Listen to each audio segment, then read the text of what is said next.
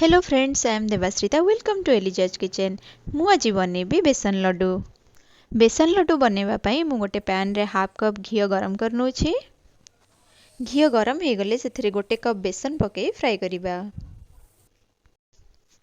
Gas रो flame को लो रे रखी आमे बेसन को फ्राई करिबा। बेसन और घी को आमे भल भाबरे मिक्स करि नबा। 15 मिनिट जाए बेसन को आमे फ्राई करिबा। एबे मु सेथिरे 1 टेबल स्पून घी ऐड करि नोछि। भल भाबरे मिक्स करि नोछि। गैस रो फ्लेम प्रथम रु शेष जाए लो रे ही रखिबा। एबे सेथिरे हाफ टी स्पून गुजराती गुंडा ऐड करि नबा।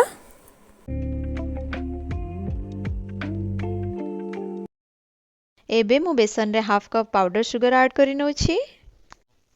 भल भाबरे मिक्स करि नबा चीनी को।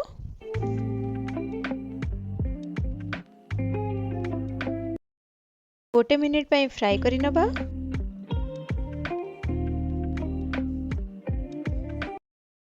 एबे गैस बंद करि नबा और ठंडा हेबा पई रखि दबा। बेसन ठंडा हे गेलानी मु एबे सेथिरे लड्डू बनि नोछि।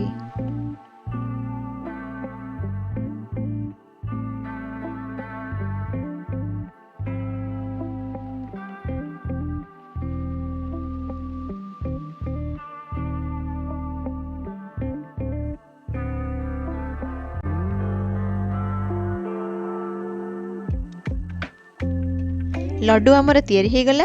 एबे पाउडर शुगर रे गार्निश कर नबा।